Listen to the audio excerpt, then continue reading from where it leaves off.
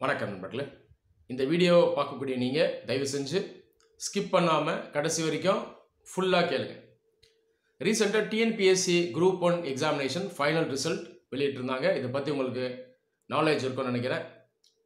இந்த ரிசல்ட் வெளியானதுக்கப்புறம் நிறைய மாணவர்கள் என்னை காண்டாக்ட் பண்ணியிருந்தாங்க. நிறைய பேர் கால் பண்ணாங்க டைரெக்டாக, நிறைய பேர் இமெயில் பண்ணாங்க, இன்னும் நிறைய பேர் நம்ம சேனலில் கமெண்ட் செக்ஷனில் கேள்வி எழுப்பியிருந்தாங்க. சரி, என்ன விவகாரம், ஏன் இவ்வளோ பேர் காண்டாக்ட் பண்ணியிருந்தாங்க அப்படின்னு பார்த்தீங்கன்னா, இவங்க சொன்ன விஷயம், டிஎன்பிஎஸ்சி எக்ஸாமில் இந்த ஹாரிசானல் ரிசர்வேஷன், வெர்டிக்கல் ரிசர்வேஷன் இந்த ப்ராசஸை டிஎன்பிஎஸ்சி சரியாக ஃபாலோ பண்ணல. இதனால் ஆண்களை கம்பேர் பண்ணும்போது பெண்களை அதிக அளவில் ரெக்ரூட் பண்ணிட்டாங்க. அதாவது சட்டத்துக்கு எதிராக ரூல்ஸை மீறி எடுத்திருக்காங்க. இதை பற்றி பேசுங்க, இது ஒரு அநீதி அப்படின்னு சொல்லியிருந்தாங்க. இன்னைக்கு தேதி வரைக்கும் இதை பற்றி நான் பேசலை. இதுக்கு ஒரு காரணம் இருக்குது. இப்போ கூட இந்த வீடியோவை அப்லோட் பண்ணலாமா வேண்டாமான்னு ரொம்ப நேரம் யோசித்து தான் நான் அந்த வீடியோவை அப்லோட் பண்ணுறேன். ரிசல்ட் வந்ததுக்கப்புறம் நிறைய ஸ்டூடெண்ட்ஸ் காண்டாக்ட் பண்ணியிருந்தாங்க. கண்டிப்பாக ஸ்டூடெண்ட்ஸை நான் மதிக்கணும், அவங்களை நான் மரியாதை கொடுக்கணும். அந்த அடிப்படையில் தான் நான் இப்போ இந்த வீடியோவை அப்லோட் பண்ணுறேன். சரி, என் சைடில் கிளாரிஃபிகேஷனை கொடுத்துட்டா பெட்டராக இருக்கும் அப்படின்றதுக்காக நான் இப்போ இந்த வீடியோவை போடுறேன். சரி, இவ்வளோ நாள் நான் ஏன் பேசலை அப்படின்னு பார்த்தீங்கன்னா, ஏற்கனவே ஒரு வருஷத்துக்கு முன்னாடியே இது சம்மந்தமாக நான் அதிகமாகவே பேசிட்டேன்.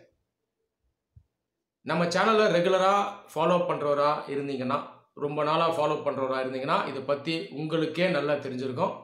போன வருஷம் தமிழ்நாடு கவர்மெண்ட் 30% ரிசர்வேஷன் ஸ்லாப் விமனுக்கு இருந்ததை 40%ஆக மாற்றினாங்க.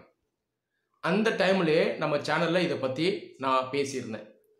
தமிழ்நாடு போன்ற ஒரு முன்னேறிய மாநிலத்தில், அதாவது மற்ற ஸ்டேட்ஸை கம்பேர் பண்ணும்போது சோஷியோ எக்கனாமிக்காக பெட்டராக டெவலப் ஆன ஒரு ஸ்டேட், ஜெண்டர் பேரிட்டியும் மற்ற ஸ்டேட்ஸை கம்பேர் பண்ணும்போது இங்கே பெட்டர். அப்படி இருக்கும்போது இந்த 40% அப்படின்ற இந்த ஸ்லாப் வந்து அதிகம்தான். இதுக்கு என்ன ரெமிடியல் மெஷர், லீகலாக இதை எப்படி அணுகலாம் அப்படின்றத நான் சொல்லியிருந்தேன். சொல்லப்போனால் பெண்களும் இதுக்கு சப்போர்ட் பண்ணுங்க அப்படின்னும் நான் கேட்டிருந்தேன். அந்த வீடியோவில் பார்த்தீங்கன்னா இதுக்கான ப்ரொசீஜர் என்ன, மேற்கொண்டு அது எப்படி கொண்டு போகலான்றதை எக்ஸ்பிளைன் பண்ணியிருந்தேன். தேவைப்பட்டால் என்னால் முடிஞ்ச உதவியை நான் பண்ணுறேன், அசிஸ்ட் பண்ணுறேன், இன்புட்ஸ் தரேன், டிராஃப்ட் பண்ணி கூட நான் தரேன் அப்படின்றதையும் நான் சொல்லியிருந்தேன் அந்த வீடியோவில். இது முதல் விஷயம். இது வந்து கிட்டத்தட்ட ஒரு வருஷம் ஆச்சு அப்ராக்சிமேட்டாக. ரெண்டாவது விஷயம் என்னன்னு பார்த்தீங்கன்னா, இந்த 40% இன்க்ரீஸ் பண்ணாங்களே, அது இல்லாமல் இன்னொரு விவகாரத்தை பற்றி அந்த நேரத்தில் எல்லாரும் பேச ஆரம்பித்தாங்க. அது என்னன்னா, ஏற்கனவே அதாவது 40%க்கு முன்னாடி 30% இருக்கும்போது பல ரெக்ரூட்மெண்ட்ஸில் டிஎன்பிஎஸ்சியில், அதாவது குரூப் 1, குரூப் 2, குரூப் 4 இதிலெல்லாம் இந்த ஹாரிசான்டல் வெர்டிக்கல் ரிசர்வேஷனை டிஎன்பிஎஸ்சி கரெக்டாக ஃபாலோ பண்ணலை. இதனால் சட்டத்தை மீறி ரூல்ஸை ஃபாலோ பண்ணாமல் ஆண்களை விட பெண்களை ஏற்கனவே நிறைய முறை எடுத்திருக்காங்க, இது தப்புன்னு நிறைய பேர் பேச ஆரம்பித்தாங்க. என்ன நிறைய பேர் அந்த டைமில் காண்டாக்ட் பண்ணாங்க. அதுக்கு தனியாக ஒரு வீடியோ நான் அப்லோட் பண்ணேன். அதில் ஹாரிசானல் ரிசர்வேஷன்னா என்ன, வெர்டிக்கல் ரிசர்வேஷன்னா என்ன அப்படிங்கிறத நான் எக்ஸ்பிளைன் பண்ணேன் கான்செப்ஷுவலாக. அது இல்லாமல் நிறைய பேருக்கு தப்பான ஒரு புரிதல் இருந்துச்சு அந்த டைமில். ஒரு வருஷம் முன்னாடி நிறைய பேர் என்ன சொன்னாங்கன்னா, ஒரு கேஸ் ஒன்று எடுத்துக்கிட்டாங்க, ராஜேஷ்குமார் தாரியா கேஸ் வர்சஸ் ராஜஸ்தான் 2007 நினைக்கிறேன். அந்த கேஸ் எடுத்துகிட்டு இவங்க புரிதல் எப்படி இருந்ததுன்னா, இந்த கேஸ் வந்ததுக்கு அப்புறம் தான் இந்த ஹாரிசானல் ரிசர்வேஷன், வெர்டிக்கல் ரிசர்வேஷன் கான்செப்டே வந்த மாதிரி நிறைய பேர் பேசினாங்க. ஸோ நான் என்ன அந்த வீடியோவில் சொன்னேன்னா, இதை இப்படி பார்க்கக்கூடாதுங்க. இந்த ஹாரிசானல் ரிசர்வேஷன், வெர்டிக்கல் ரிசர்வேஷன் இந்த கான்செப்ட்லாம் முதல்ல இருந்தே இருக்குது. இதை சரியாக அப்ளை பண்ணலன்னு யாரோ கேஸ் போட்டிருக்காங்க, அதுக்கு தான் கோர்ட்டு ஜட்ஜ்மெண்ட்டை தருது. அதுதான் இந்த கேஸ். நீங்கள் கேஸை வச்சு இதை பற்றி தெரிஞ்சுக்கூடாது, கான்செப்டை ஃபஸ்ட்டு கற்றுக்கிட்டு அதுக்கப்புறம் அந்த கேஸை எடுத்து பாருங்க, படிங்கன்னு சொல்லியிருந்தேன். அது இல்லாமல் ஒருவேளை இவங்க சொல்கிற மாதிரி ரிசர்வேஷனை தப்பாக தான் டிஎன்பிஎஸ்சி அப்ளை பண்ணியிருக்கு அப்படின்னா அது எப்படி செக் பண்ணுன்றதும் சொன்னேன், அந்த ப்ரொசீஜரை சொன்னேன். அதை வெரிஃபை பண்ணதுக்கப்புறம் நீங்கள் கேஸ் போட்டிங்கன்னா 100% அக்ரீவ்டு பார்ட்டி இவங்களுக்கு தான் சாதகமாக கேஸ் வரும், அதாவது ஜட்ஜ்மெண்ட் வரும் அப்படிங்கிறதையும் நான் சொன்னேன். எது உண்மையோ அதை நான் சொன்னேன், தெளிவாக சொன்னேன். இதில் பார்த்தீங்கன்னா இதை ஒத்து கவனிக்க கூட அந்த டைமில் நிறைய பேர் ரெடியாக இல்லை, ரொம்ப எமோஷ்னலாக பேசுகிறாங்க. ஒரு சில பேர் என்னையே அவதூறாக பேசுனாங்க. நான் வந்து பெண்களுக்கு சப்போர்ட் பண்ணுறேன், அரசுக்கு சப்போர்ட் பண்ணுறேன், ஆண்களுக்கு எதிராக பேசுகிறேன் அப்படின்னு சொன்னாங்க. அது 2 நாள் முன்னாடி தான் இந்த 40% ரிசர்வேஷன் அதிகம்னு சொல்கிறேன். ஏதாவது லாஜிக் இருக்கா? என்னை பொறுத்த வரைக்கும் ஸ்டூடெண்ட்ஸ் என்னுடைய உயிர். ஸ்டூடெண்ட்ஸ் நல்லா இருக்கணும் அப்படின்றது தான் நான் எப்பயுமே நினச்சிருக்கேன். இந்த சேனலை நான் நினச்சேன்னா கமர்ஷியலாக நடத்த முடியும். இன்னும் என்னால் நிறைய ஏர்ன் பண்ண முடியும். இன்ஃபோடெயின்மெண்ட் அப்படின்ற பேரில் மேலோட்டமாக பல விஷயத்தை சுவாரஸ்யமாக கொடுத்து மனப்பாடத்தை மாணவர்கிட்ட கொடுத்து என்னால் செய்ய முடியும். அந்த மாதிரி நான் எப்பயுமே செய்ய மாட்டேன். அது மிகப்பெரிய பாவம். நம்ம சேனலில் பார்த்தீங்கன்னா எல்லா வீடியோஸும் கான்செப்ஷுவலாக இருக்கும், இன்டெப்த்தாக இருக்கும், பேலன்ஸ்டாக நான் அனலைஸ் பண்ணியிருப்பேன், ரேஷ்னலாக என்னுடைய வியூ சொல்லியிருப்பேன். கான்ஸ்டியூஷனல் பாயிண்ட் ஆஃப் வியூவில், ஜஸ்டிஸ் பாயிண்ட் ஆஃப் வியூவில், ப்ராக்டிக்கல் பாயிண்ட் ஆஃப் வியூவில் தான் நான் பேசியிருப்பேன். அதை தாண்டி நீங்களே முடிவெடுங்கன்னு நான் ஸ்டூடெண்ட்ஸ்கிட்டயே சொல்வேன். எப்பவுமே இந்த மேலோட்டமாக பேசுகிறது இந்த மாதிரி நான் செய்யவே மாட்டேன். என்னை பொறுத்த வரைக்கும் இது மிகப்பெரிய பாவம். இப்படி இருக்கக்கூடிய ஆள் தான் நான். ஆனால் என்னையே ஒரு சில பேர் அவதூறாக பேசுகிறாங்க. சரி, பரவாயில்ல, அதையும் நான் கடந்து வந்துட்டேன். சரி, மாணவர்கள் அவங்க மென்டாலிட்டி அப்படி இருக்கு, ஓகே, இதையும் நான் அக்செப்ட் பண்ணிட்டு தான் வந்தேன். ஸோ இதுதான் பேக்ரவுண்ட்.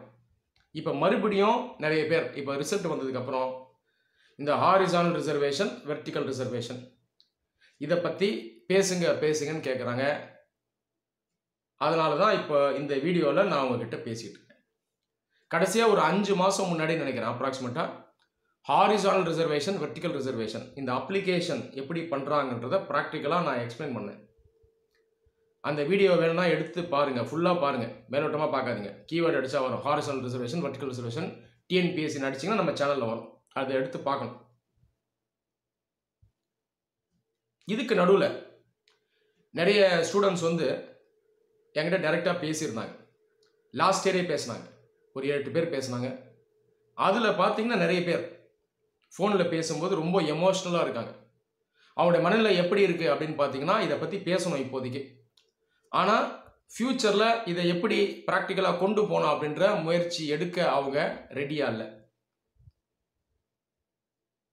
ஒரு சில பேர் பார்த்தீங்கன்னா ஃபோனில் அட்வொகேட்டுக்கும் ஜட்ஜுக்கும் வித்தியாசம் தெரியல. ஜட்ஜை அட்வொகேட்னு ஒருத்தர் சொல்கிறாரு, அட்வொகேட்டை ஜட்ஜுன்னு சொல்கிறாரு. இன்னொரு மாணவர் பார்த்தீங்கன்னா ஹாரிசானல் ரிசர்வேஷன், வெர்டிக்கல் ரிசர்வேஷன் அந்த கான்செப்டே அவர் புரிஞ்சுக்கல.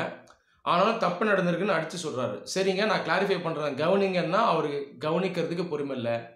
அவர் என்ன சொல்ல நினைக்கிறாரோ அதை நான் அப்படியே சொல்ல நினைக்கிறாரு. அது இல்லை அப்படின்னு சொன்னோன்னே அவருக்கு கோபம் வருது. பெரும்பாலும் நான் பேசுகிற நபர்கள் எல்லாருமே இப்படி தான் இருந்தாங்க. அவங்க பேசுனதை வச்சு தான் நான் சொல்கிறேன், அவங்களுடைய நல்லதுக்காக தான் நான் சொல்கிறேன். அவங்களுக்கும் நான் அட்வைஸ் பண்ணேன், இப்படி இருக்கக்கூடாதுங்க, தப்பு, எமோஷனலாக இருக்கக்கூடாது, ரியாக்ஷனரியாக இருக்கக்கூடாது, பொறுமையாக இருக்கணும், சயின்டிஃபிக்காக எடுத்து ஆராய்ஞ்சு பார்க்கணும், அதுக்கான எவிடன்ஸை கலெக்ட் பண்ணணும், மேற்கொண்டு லீகலாக போகணும், அதுக்கு முதல்ல ஒன்று சேரணும், எல்லாரும் குரூப்பாக உட்காருங்க, அந்த ஹோம்ஒர்க்கை பண்ணுங்க அப்படின்னு சொன்னேன். குரூப்பாக உட்காந்து பேசிக்கான விஷயத்த ஃபஸ்ட்டு பண்ணணும்.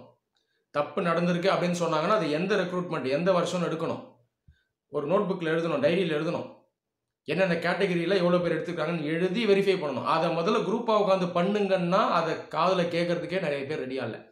இந்த மாதிரி மனநிலையில் தான் நிறைய பேர் இருந்தாங்க என்கிட்ட ஃபோனில் பேசினவங்க. பெரும்பாலும் கிட்டத்தட்ட எல்லாருமே அப்படின்னே நான் சொல்லுவேன்.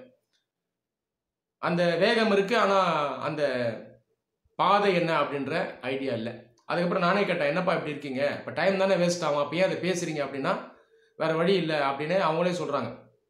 யாரும் வரமாட்றாங்க சார் பெருசாக, ஒரு வேளை லீகலாக ப்ரொசீட் பண்ணுற மாதிரி இருந்தால் நான் மறுபடியும் உங்களை காண்டாக்ட் பண்ணுறேன்னு சொன்னாங்க. இதுதான் நடந்தது. அதுக்கப்புறம் ஒரு 2 பேர் என்கிட்ட பேசினாங்கன்னு நினைக்கிறேன் ரீசெண்டாக, ஒரு 4 மாதம் முன்னாடி, எனக்கு எக்ஸாக்டாக ஞாபகம் இல்லை. அதில் ஒருத்தர் என்ன சொன்னார்னா, கேஸை யாரோ போட்டிருக்கோனே ஒருத்தர் சொன்னார். அவர்கிட்டையும் கேட்டேன், யார் போட்டால் சொல்லுங்கள், எது சம்மந்தமாக போட்டிங்க அதுவும் கேட்டேன். 40% ரிசர்வேஷன் எதிர்த்து போட்டிங்களா, இல்லை நீங்கள் சொல்கிற மாதிரி ரிசர்வேஷன் தப்பாக அப்ளை பண்ணியிருக்காங்க சொல்லி அதை எதிர்த்து போட்டிங்களா அப்படின்னு கேட்டேன். அதுக்கும் எனக்கு எக்ஸாக்டாக அவர் பதில் சொல்லலை. ஒரு 2 பேர் பேசுனாங்கன்னு நினைக்கிறேன், 2 பேருமே சரியாக பதில் சொல்லலை.